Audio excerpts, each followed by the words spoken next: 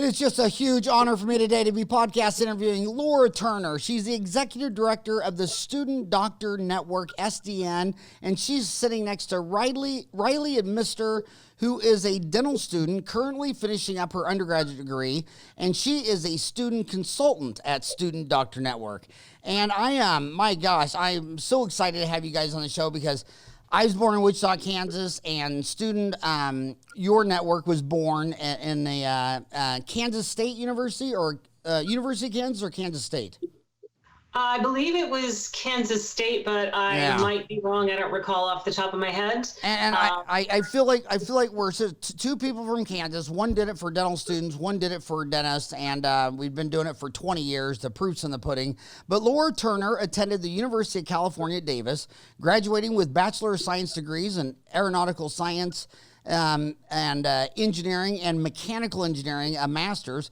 Following completion of her undergraduate degree, she completed a master's of science in mechanical engineering at University of California, Los Angeles. Laura worked as a software and information technology project manager in Southern California and serves as the executive director for the Student Doctor Network, which is a nonprofit family of websites that helps students become doctors. She coordinates a network of remote employees to build online tools and resources which are provided for free or at cost. Student Doctor Network was founded in 1999, same year as Dentaltown, by medical students and residents applying to health professional school, which back then was a challenge. Without social media or a centralized resource to gather information, students were left to simply hope for the best. Today's SDN brings together thousands of current and future healthcare students and professionals into one community to share information, offer guidance, and provide encouragement, with nearly 700,000 members and 19 million posts covering all areas of healthcare and education process. And then next to her is little young Riley's, who graduated from dental school, graduated from college, right? In May. In May, okay. And then you're gonna apply to dental school? Yes. Have you got accepted yet? Yes. Oh, which one? I haven't decided yet, but we'll see. How many? I'll keep you updated. Were they all in Texas? No Texas yet. Okay, well, the answer to which school you go to is the lowest cost school. So you just line them all up by cost, and you're done with that. And if you have any other questions or thoughts, money's the answer. What's the question? So you're the target market of who they're trying to focus on, students becoming doctors. So Laura, my gosh, are you my sister or what? Well, yeah, it sounds like Dentaltown really has a similar path that Student Doctor Network had, a similar age, and really a new thing back in 1999 when we started the whole idea of putting information on the internet. And now you wouldn't think of really doing your research for schools anywhere else besides going, starting with the internet. So definitely, I think we have there's a lot in common there.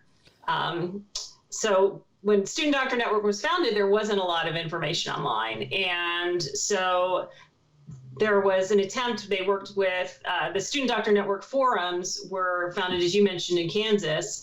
And then there were a number of other different sites that our founder, Lee Burnett, had brought together and created this network. And originally the thinking was that some of the other informational content was going to be the primary driver of the site, but definitely the forums are probably the best known and largest part of the Student Doctor Network now. You said the founder was Lee Burnett? Yes. How do you spell that? B-U-R-N-E-T-T. B-A-R-N-E-T-T? B-U-R-N-E-T-T. And he was he from Kansas?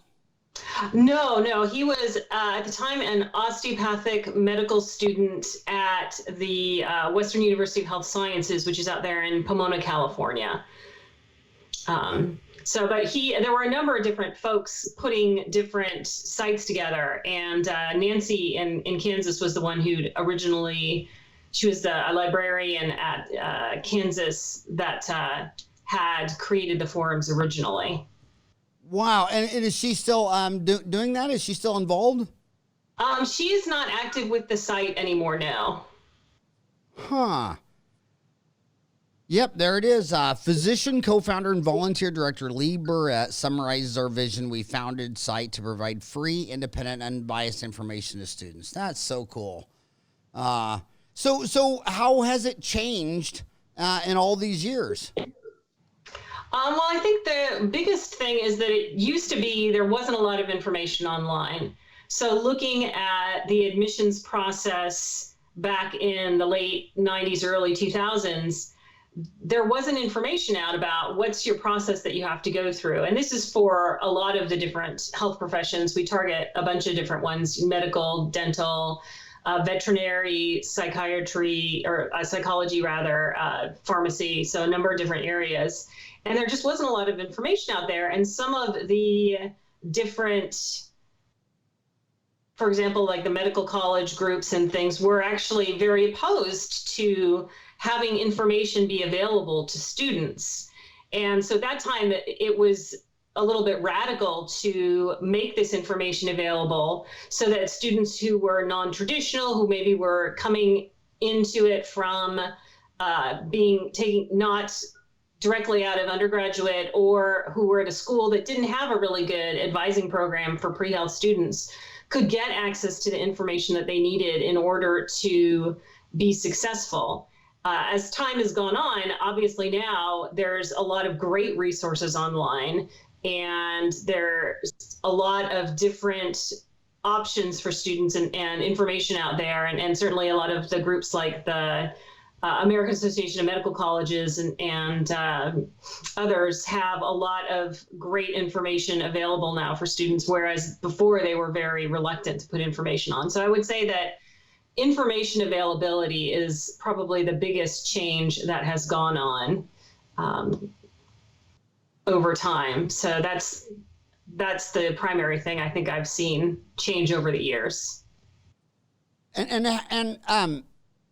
What about what other changes? I mean, when I think of a community, I mean, like today, I mean, when you look at the 5,000 year history of humans, you know, they had wars, they had battles, all this crazy stuff.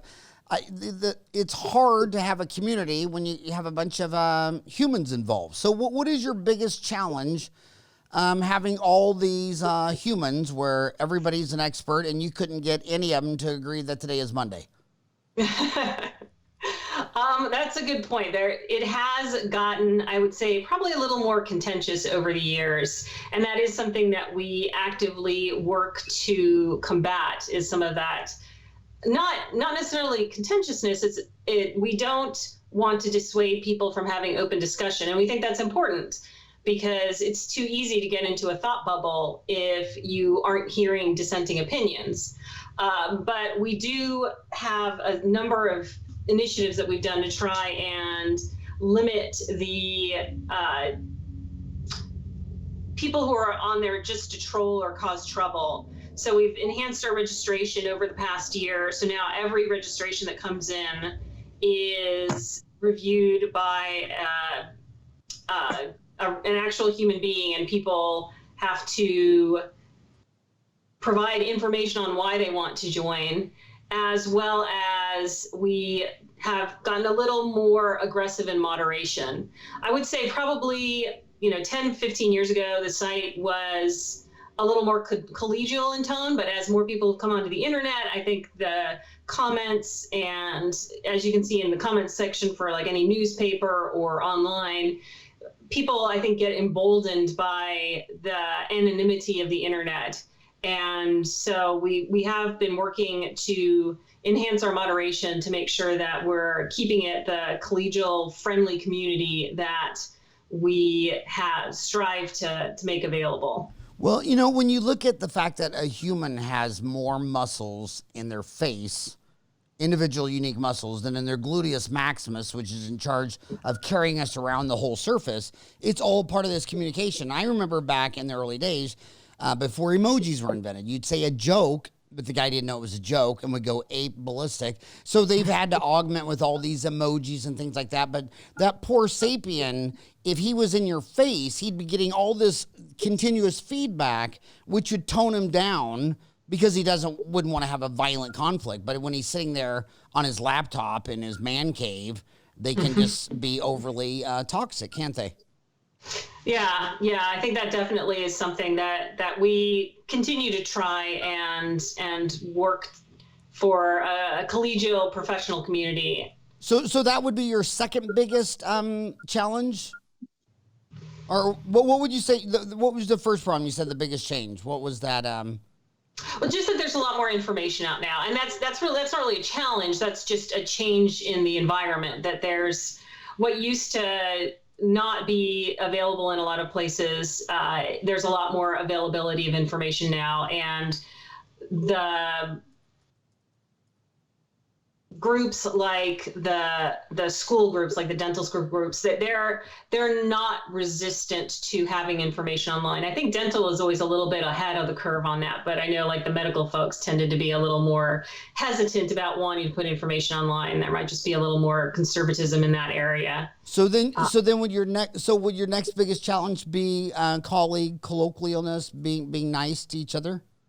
I would say it is something that we definitely work at quite a bit and make sure is because we want to be an open and welcoming community. We want to make sure that the environment is open and welcoming. Yeah, and I don't think toxic people really know they're toxic because they only know them. And we have to ban someone about once a month, but we play baseball, we give them 3 strikes, strike 1, strike 2. All the people we ban are volunteers.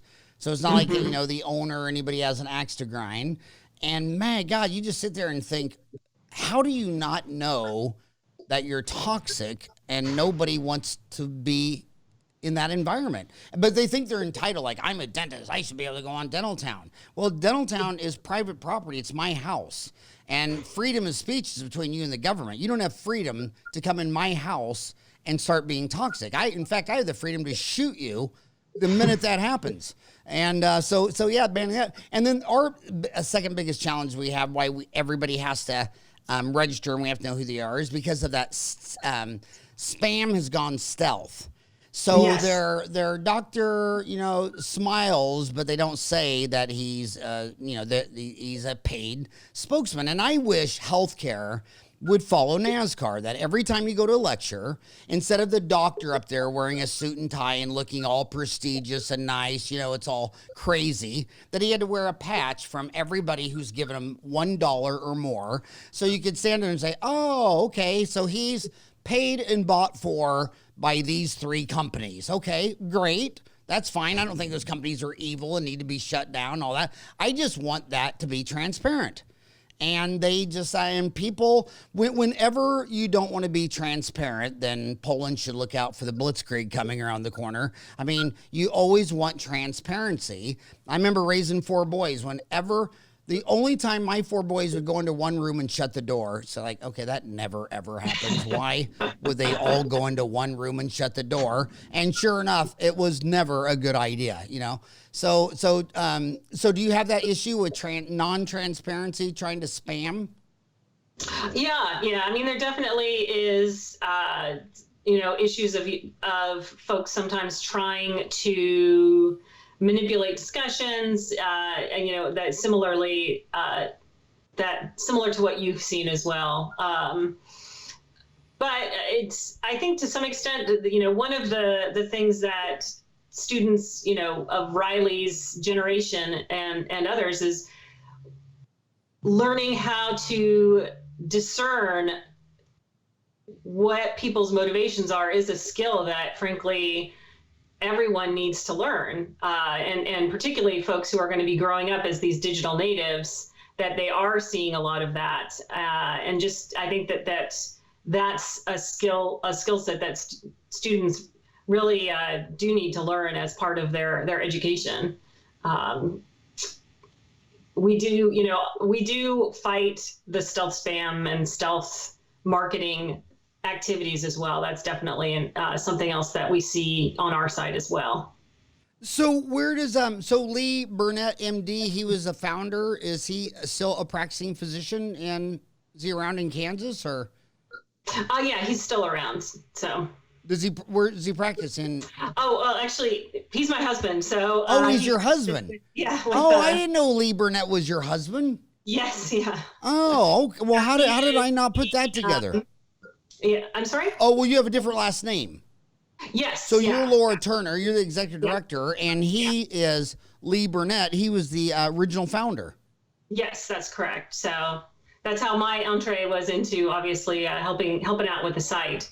It just got to a point where it was really something that he ran as a hobby for quite a while, and then it got to the point where it needed more TLC. It needed somebody to spend more time with it. So I ended up my background was in software development, so it was kind of a natural fit for me to start taking on more of a role with Student Doctor Network. Wow, that is that is very cool. Did he ever think it would turn out like this? I mean, was he does his initial vision match today, or is he kind of shocked that it all happened? I think he's a little shocked. I don't know that when it was founded that we'd have any idea that it would be 20 years later and it would still be going on, or that it would be as large as it has become. So Riley, how did SDL help you on your journey to be a dentist?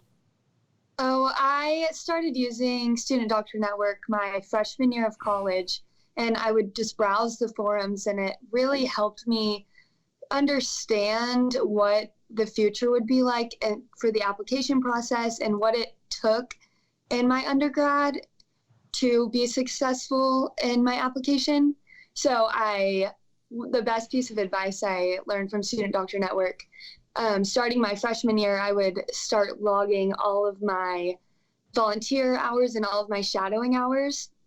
So once I got to my application, I had a huge Excel file with all of my information, which made it much easier. So little things like that and big things that I took from SDN helped me a ton when I got there. So did you ever meet people on what you call it, SDN student? Is that the lingo for it, SDN instead of Student Doctor Network? Is that what everybody calls it? Yes. As SDN. They do that on Dental Town. They call themselves townies, but SDN. Did you ever meet people online where you later met them for real in a cafe or whatever? I have not, but a lot of people in my pre-dental organizations also use Student Doctor Network, so we can form a smaller community in real life through that. Because, Laura, we used to do that. We used to meet every year in Vegas since the beginning because, you talk to these people all day long, and you couldn't pick them out of a police lineup. So, we had an annual meeting, but now with FaceTime and there's so many other ways to meet. But did you ever do the annual meeting thing? We didn't have annual meetings. We have, over time, there have been meetups that are more driven by the community. So the community has had some meetups and put together things. We have had sometimes occasional get-togethers of moderators and our moderation folks.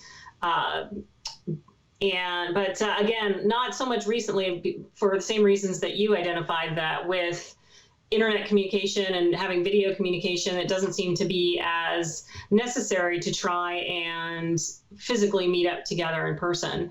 But certainly there have been lots of folks who've gotten to know each other through the site. We've heard rumors that people have gotten married because they met on the site. So it's pretty fascinating to think about whole communities that have sprung up because of this site.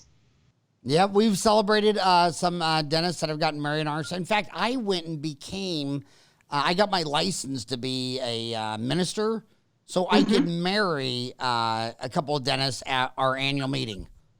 Oh, wow. That's really cool. Yeah. And my gosh, I just cannot believe that marriage is still working. I mean, I've only married one couple and it was me and it's still working. Maybe it's the inverse or something, but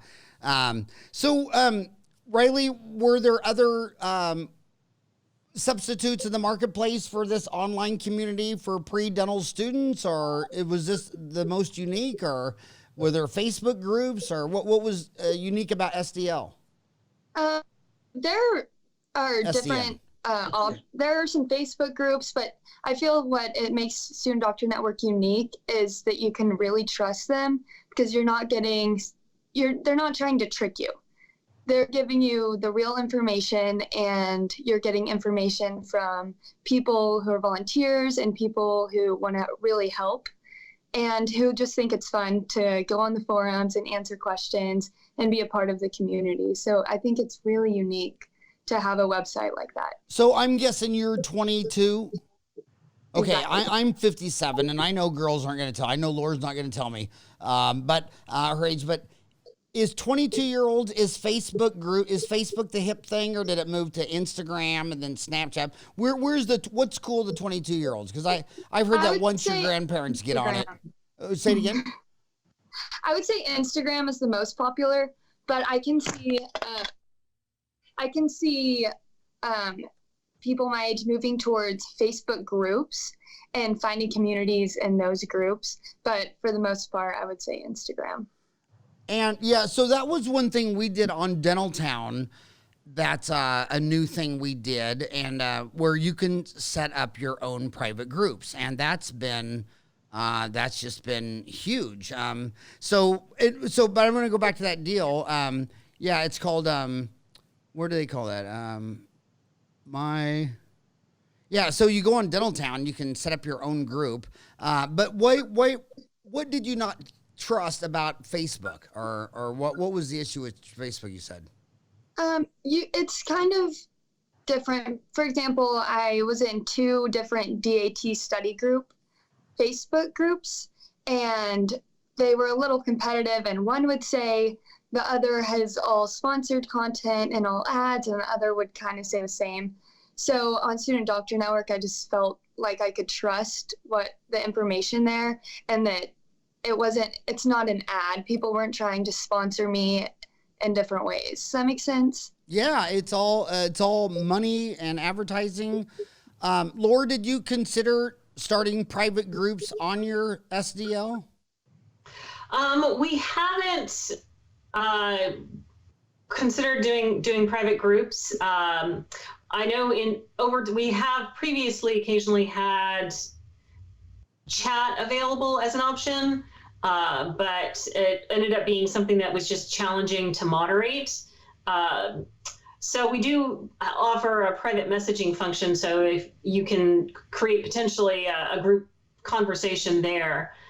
But part of our nonprofit mission is really to get information out to as many people as possible. So our preference is really to try and have most conversations be public so that people are able to benefit from those conversations.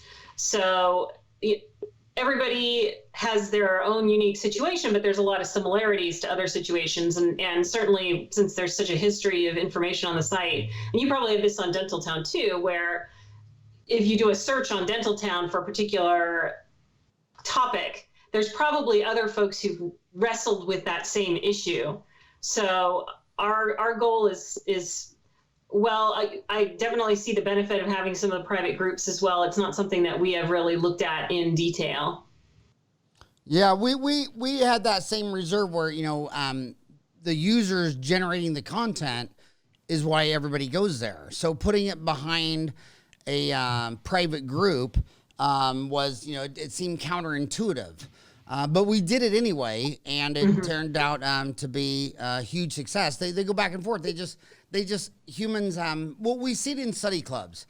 So everybody that's in the study club business, like say MTS Monje with Scottsdale Center, when they set up study clubs, and it's the magical number is somewhere between around 7. If it's 7 or less, the dentists show up, they bring their cases, they're transparent with their failures, asking for help. And somewhere at 8 or 9, everybody shuts up, and it's classroom style, and they cross their hands, they listen.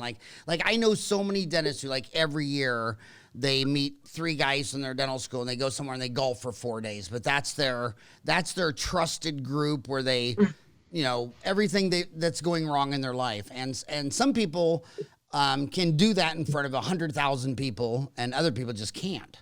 And so we did that private group, and what we're finding is that they're real small groups, but that's their real confiding stuff, and they just want total privacy. And So what are your other challenges? Well, I think our other big challenge is we're really looking at where do we see Student Doctor Network going in the future. And, we have the forums, and those are thriving, and people like to participate on them, but we want to do more to help students. And certainly I know that in dentistry, you've probably seen the same thing as well, is that the barrier to acceptance to getting into dental school as well as medical school and some of the other schools just seems like it keeps growing, and it has become such an expensive process to get into school, to get through school. You see these students coming out with these massive debt loads. And so we want to try and do more to both help students with the process, and particularly focus on students who might not otherwise have the resources to get through that process on their own. So we're looking at some different things, some different initiatives to try and do more for students who are coming from underserved areas, whether that's an underserved rural area. So students coming from rural areas, and or students potentially coming from an underserved area, like in an urban area, across the range of different underserved areas, because students who are coming from, for example, a rural area are much more likely to go back to a community, if it's not their own community, a similar community to theirs. And likewise, students who are from an underserved community, like an underserved urban community, are much more likely to go back and work in an underserved urban community in the future. So some of the things that we're looking at are initiatives in that area, and seeing what we could do to potentially help drive that pipeline so that students from all stripes, from all backgrounds, are able to get the tools that they need in order to get into the health professional program of their choice. That's interesting, because your concern was the rural, the poor, right? Mm-hmm. And the underserved. Yeah. And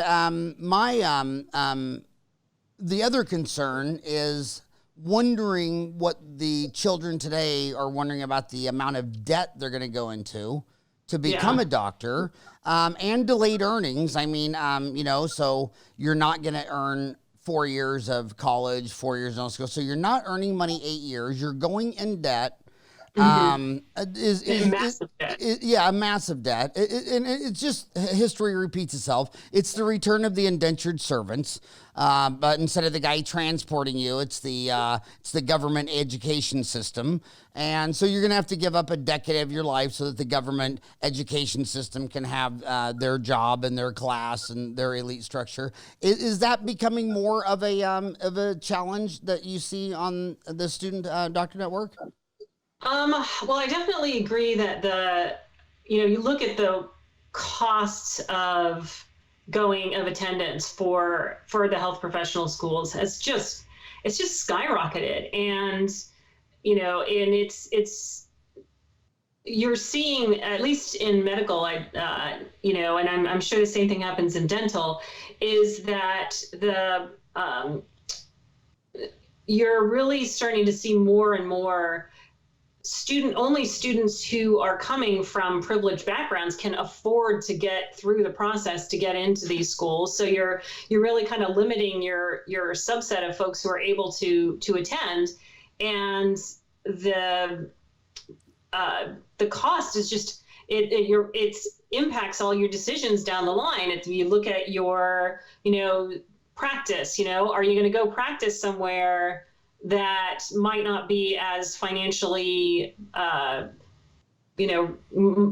beneficial to you coming out of school? Or are you going to say, well, I have these hundreds of thousands of dollars worth of debt. I need to take my best offer possible in order to make as much money as possible, so that I am not, going to be burdened forever. I'm not going to be burdened through all of my working years by this incredible debt. And I think the debt issue is one that, I think certainly there's a lot of discussions of it at the undergraduate level, but the graduate level debt is just crazy. as well as the costs to apply for schools has just kept on going up and up. And then you're also seeing a lot more now of folks who are providing services like admissions consulting services. So sort of like the Varsity Blues scandal, but there's a lot of admissions consulting services out there. And I think that they're preying on people's, concerns and fears about not being able to get into school. And so that's just become this whole industry of people providing feedback to students on their attempts to get into professional school. So let's go back to the beginning. Why do you think the price of school went up so much?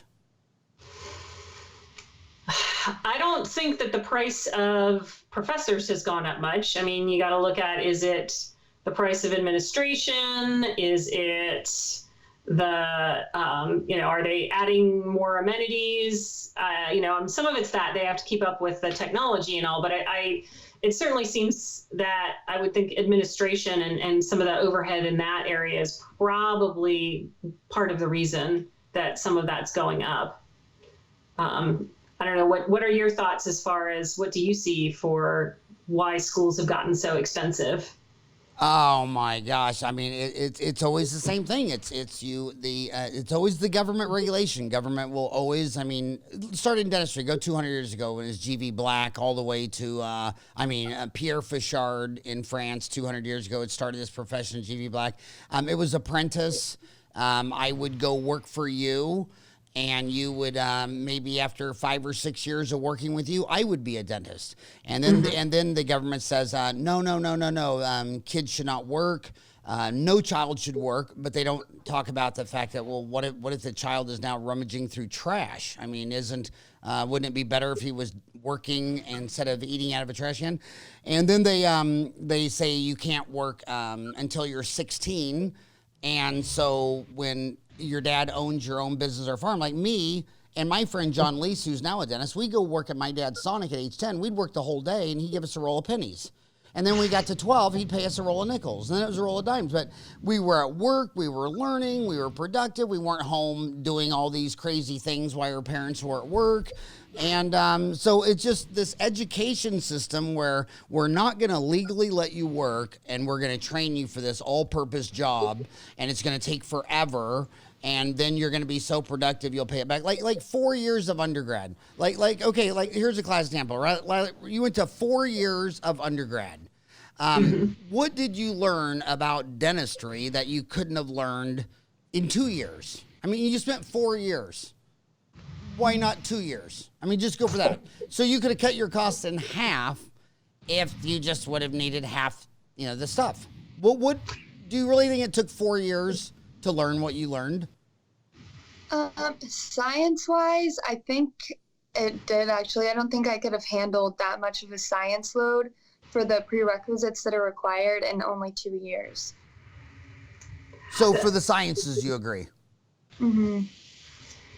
I do.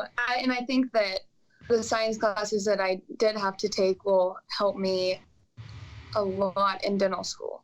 And are a lot of the kids, when you're on SDL, are a lot of the kids concerned about getting all this debt? Go ahead, Riley.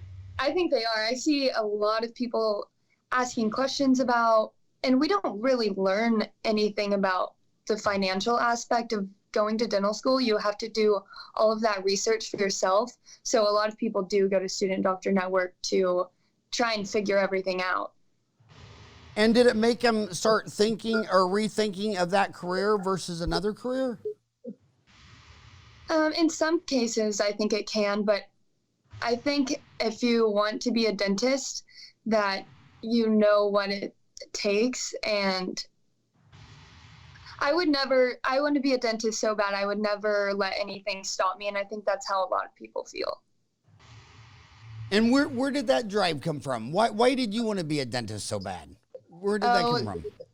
Growing up, for as long as I can remember, I wanted to be a dentist. I remember I think it was 3rd grade science fair project. I tested, are the boys' mouths in my class bigger or are the girls'? And I partnered with my dentist, and she helped me take impressions of everyone in my class. And it turned out that girls' mouths were bigger, I think, from my class. And she displayed my science fair project in her dental office. And ever since I can remember. And then growing up, I got involved in ASDA, and I really liked that side of it with the advocacy and everything.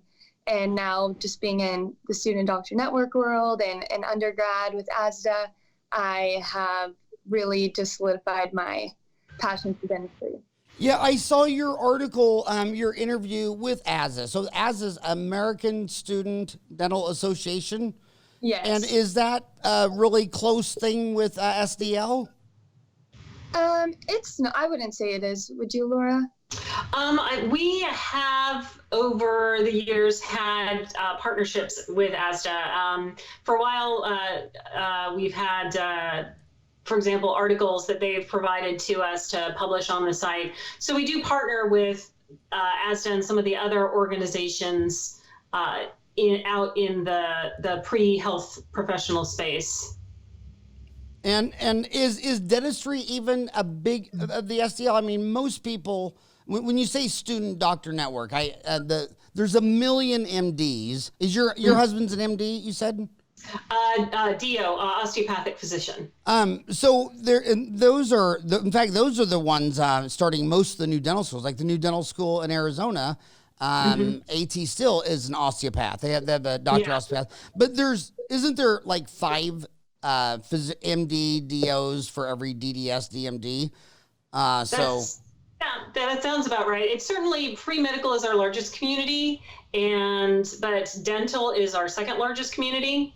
So if you look at what are the biggest areas of our site, the pre-medical and medical is definitely larger, but dental is the second largest. So it's still a pretty significant, pretty significantly sized community. And where is the MD versus DO? When the students are talking about whether they want to be an MD or a DO, what is attracting the two different young kids? Well, I mean, it's really students want to become physicians. So they want to become, medical doctors to take care of patients. The osteopathic track or osteopathic physicians, the schools historically have been a little less competitive. The osteopathic physicians were more common in the Midwest and in some areas than in maybe the coastal areas. So you see more osteopathic physicians in the Midwest than you do potentially in other areas. That being said, because the medical school admissions have gotten so competitive, it's no longer the case. I would say that it is very competitive now to become an osteopathic physician as well as a medical MD or allopathic physician. And so there a lot of students, it's the bar is pretty high. So a lot of students look at and apply to both allopathic MD and osteopathic DO institutions. So there's multiple options out there. There are a lot more osteopathic schools now. They're growing, and they have been opening some additional health professional schools. I know, like you said, the AT Still dental school in Arizona, and then a few others as well. But there's a lot more medical schools out there than there are dental schools in the United States. And what about the lower price Caribbean? Every time I lecture down in the Bahamas or Bermuda, or you're fishing down in Mexico or whatever, there's just a lot of people that were down there that I met that said, it was going to cost me $100,000 a year for 4 years to go to medical school at U of A. I didn't get accepted. And so that was the end of that. And then I realized I could go get my same degree down here for 1/3 the price. And then they come back here and they take their boards and exams and they're good to go. Have you been seeing more of that lately? Not really. I think it's actually gotten more competitive. The the issue isn't really with getting the medical degree. It's now the issue is with obtaining a residency. So in order to practice medicine in the United States, you have to have completed a residency. So, either those can go from, 3 years for family medicine all the way up to 10 plus years for something like neurosurgery. And it is becoming increasingly difficult for graduates of the Caribbean schools to obtain residency positions. So it's and as well as attending a Caribbean school is not usually any cheaper than attending a U.S.-based medical school, whether allopathic or osteopathic. It's really expensive. They can have fairly high board failure rates. Their model is they have really big classes, and they expect some chunk of those people to kind of fail out. And so then you've got a big debt load that you've put on. You can't get into, you can't pass your boards in order to try and get a residency in the United States. So you're kind of just holding debt, and you can't work in the profession that you've been trained in. So it's it really varies, but I think the general consensus or opinion on the site is not very pro the Caribbean institutions. Interesting. And Riley, what have you heard about substitutes? I mean, why do some people want to be a dentist, and why others physicians? Do you see a lot of students wrestling with that decision? I remember when I went to dental school, I'll just give you a point. I told my Father McGloin that I'm going to be a dentist. And I was so dead set, and he says, "What's your backup plan?" I said, "I have no backup plan." And he said, "Okay, well, I want you to work at the emergency room at St. Joe." And he made me work there on the student, it was some program where you got a student job, and they'd pay you minimum wage, 15 hours a week. And he made me work in the emergency room because he wanted me to be exposed to other stuff. Do you see students wrestling with, do I want to be a vet, a dentist, a DO, an MD? A little bit at the beginning, I think, of undergrad, whenever everyone's still trying to figure it out. But for the most part, I feel people in dentistry are kind of sticking with it. And I saw your interview with the American Student Dental Association.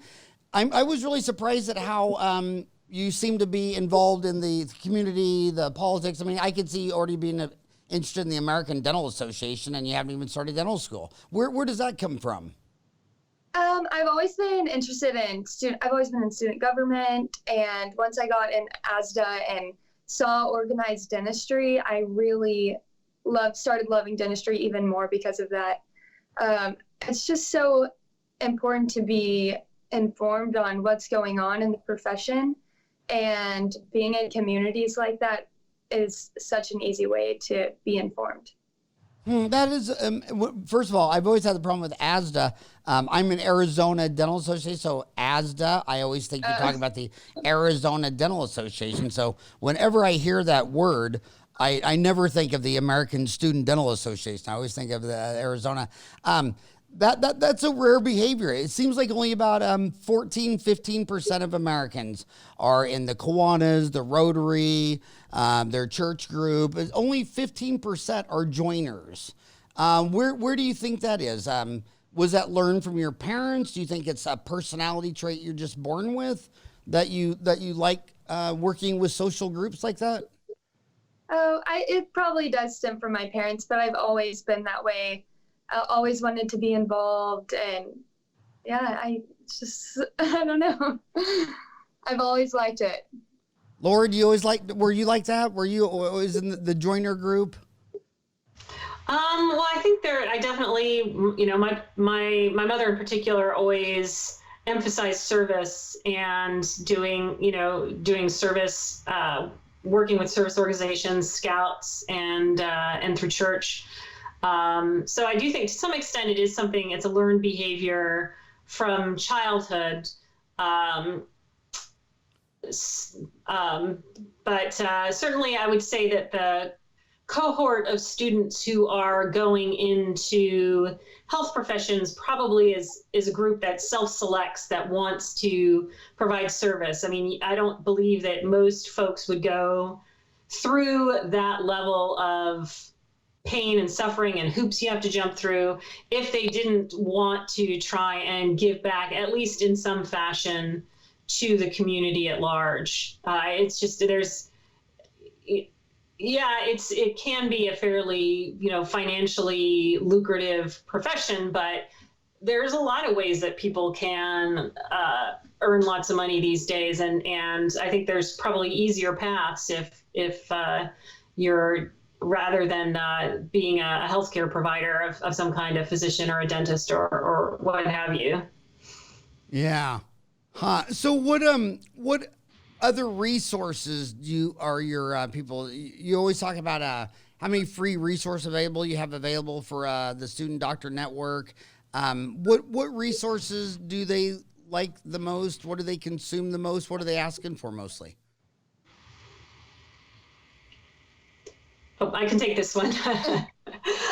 Well, the big thing, we have a couple of things. One, we have a free publication that was written for us by a current dental student called How to Get into Dental School. And so that really has a breakdown of the whole admissions process, of looking at what is included in the application, what goes into studying for the dental admissions test, a little information on each school and a little background and things to look for in your interview, items like that. That's one of our more popular items. Additionally, we have a tool on the site called Interview Feedback, and that's something that lets you look at questions and interview questions that other students have received when they were out interviewing. So students can take a look at what are the common questions that get asked at dental school interviews. And then finally, we have one other tool called DES Applicants, where you can look at other students' application and see how that compares to your application, and what areas, which schools were they successful or not successful in.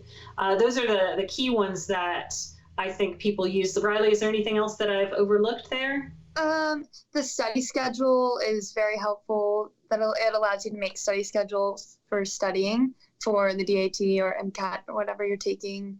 I think that the dental interview guide is so helpful and can really calm your nerves for an interview, because you can see questions from each individual school, like Laura said, popular questions, how the overall interview felt to people, what you would change, and it just provides some really valuable information that can kind of calm your nerves before you go into that interview, and just provides a school review that you can look at. So, Laura, it sounds like you were saying that the environment's getting more competitive, that the prices, it's harder to get into these residencies if you went to the Caribbean. Do you think, despite how much money the price has gone up and how much student loans you're going to have to borrow, that it's even becoming more competitive and more expensive? Yeah, I mean, the cost, and I'm going to be frank here, my understanding is a little more on the medical side versus the dental side. The cost of applying to medical school, because students now are having to apply to a lot more schools than they used to in order to get an acceptance. Only 40% of students who apply to medical school receive an acceptance. And so students are applying to more schools. Say that number again. Only 40% of students who apply to medical school receive one or more acceptances. Only 40%. Yes. Wow. And most students now are applying to 15 to 20 schools.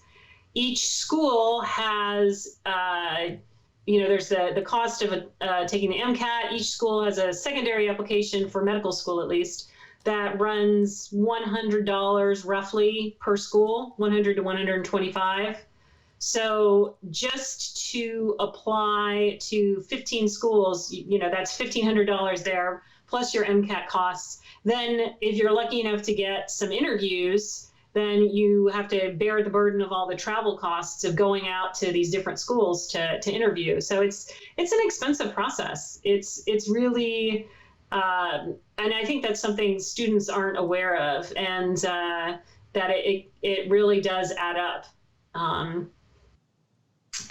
So I do believe it's gotten more expensive over the years, just because it has become increasingly competitive. And if you're applying to more schools, that adds more burden of cost, burden of dealing with another application. It's just a challenging situation all around. So what kind of GPA do they have to have these days? Well, if you look at like the AAMC data, most, they break it out by the GPA ranges. And if you look at, like, if you have a 3.8 to a 4.0, then almost everybody who applies in that area is going to get in. From what range? What range you drop much, like at the highest levels, 3.8 to 4.0. But you don't drop much below 3. People who are down in like the 3.5 range are not probably competitive for top schools. So it's pretty intense competition. Riley, what's your I think that you're spot on that. And if you do have a lower GPA, it's important to have an above average DAT score, I would say. So it just depends. And I do think they take a pretty holistic look at it, what you're involved in, plus your DAT score, plus your GPA, of course. So if your GPA is slacking a little, you want to make sure and have a much higher DAT score, and vice versa. Interesting. And where do you think when is this going to reverse? I mean, obviously the next generation, they just can't make dental school twice as expensive as they got the last generation.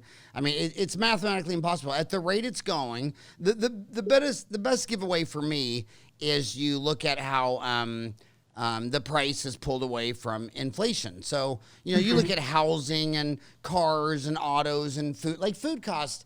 When I was a kid, 30% of your disposable income went to food. Now it's 10%. Everybody's complaining about what Americans eat, and they're getting fat and they're eating too much salt. But they never talk about, well, wait a minute. We solved that first problem. It used to take 30 cents of a dollar. We got it down to 10. So you're supposed to yay, be happy. And now let's, with a good attitude, fix the next problem.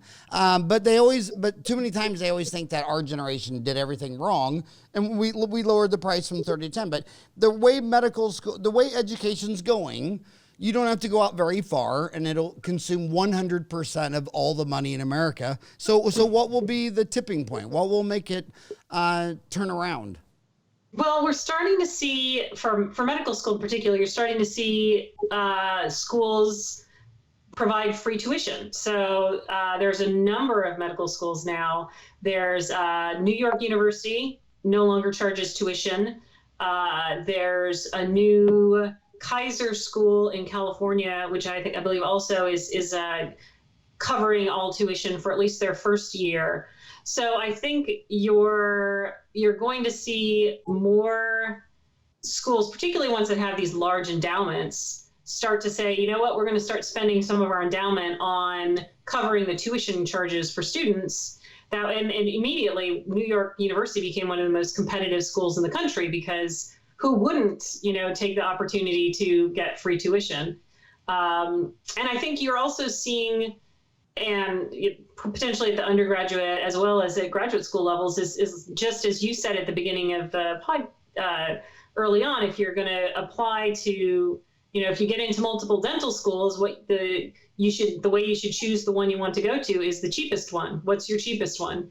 That there is equivalency between those degrees, and so I think that potentially is an area where I don't think that we can continue to support ever increasing costs of schools. That's just not gonna, it just won't be sustainable.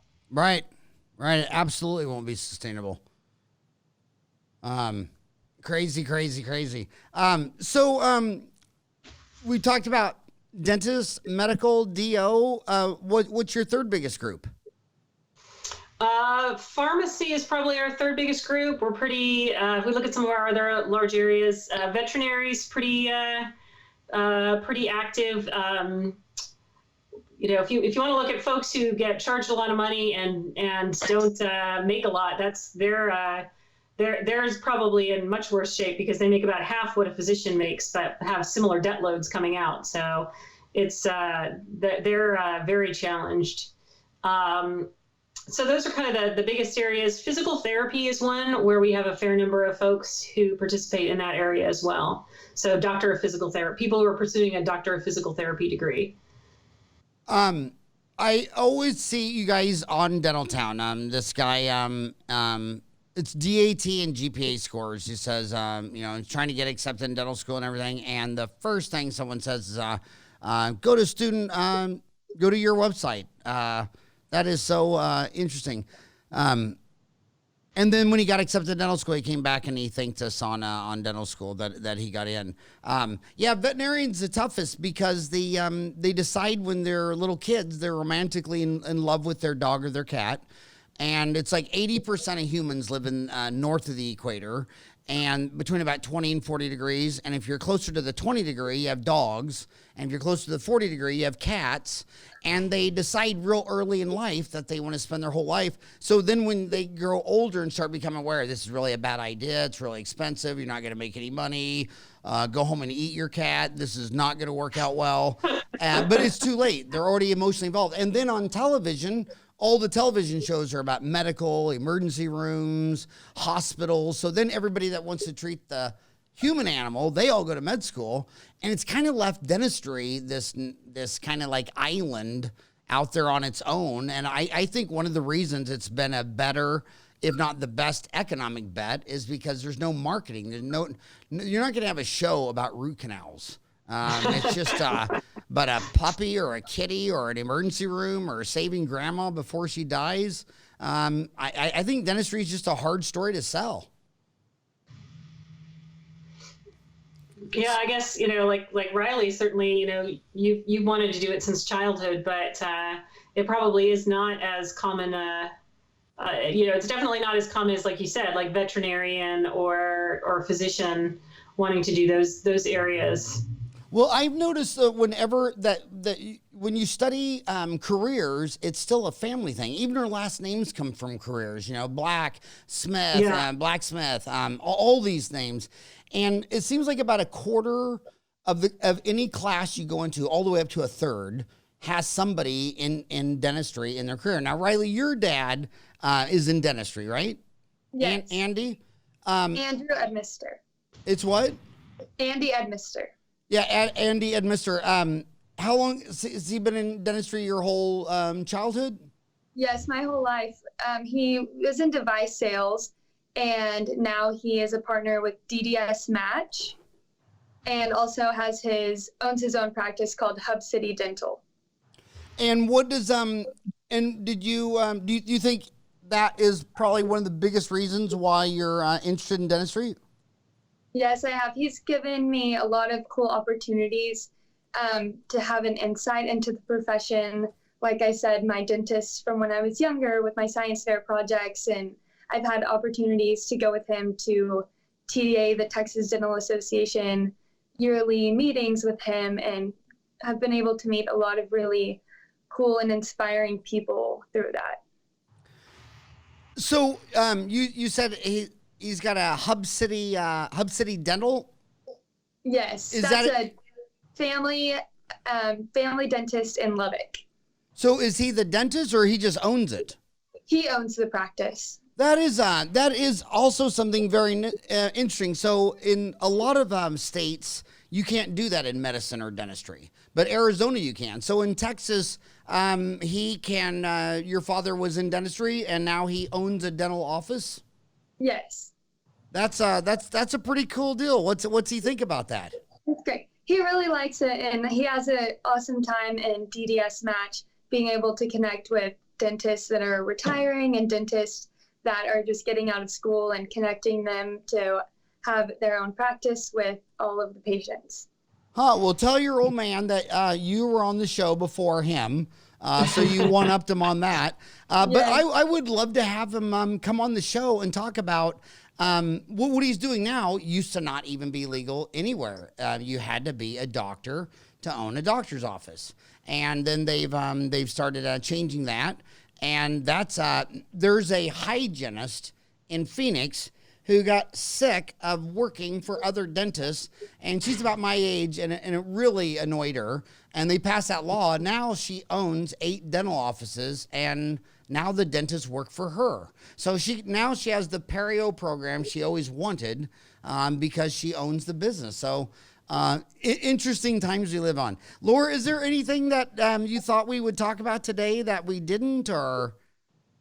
No, I think, I appreciate the opportunity to come on. I'm always excited to talk about the stuff that we do at Student Doctor Network. And it's been real interesting to learn more about Dentaltown and like you said, sort of the parallel paths. So thank you again for inviting us to be on the show and letting us take part in this conversation. And tell your husband that he started this. Now, was he from Kansas? No, he was from California. So they just met like over the internet. I think they might have met at like an osteopathic student conference. I don't recall how the initial connection got made. It's just a whole new world, because I remember I started this and I got the idea in 98, but it took till 99 to launch. And back then, Riley, how old were you in 99? Oh, 2. Okay. So back then, when I told people my idea, they thought I was absolutely crazy. And it has changed so much back then. So now, fast forward to last Christmas, my granddaughter's 3. She's sitting on my lap. She comes in my lap, takes away my iPhone and says, play me Rudolph or whatever. So I go to YouTube and I type in Rudolph the Red-Nosed Reindeer. I pull up the song and we're looking at it.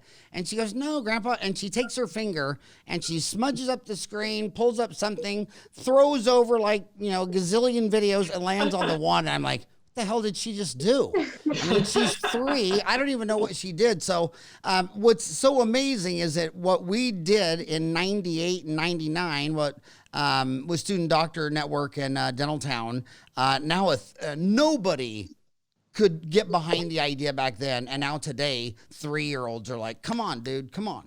So yeah, they are more fluent than I know I will ever be. And so tell Lee, congratulations. Thanks for all the good work. And it was just an honor to have you guys come on the show. Well, great. Thank you very much. Thank you so much. All right. Have a great day.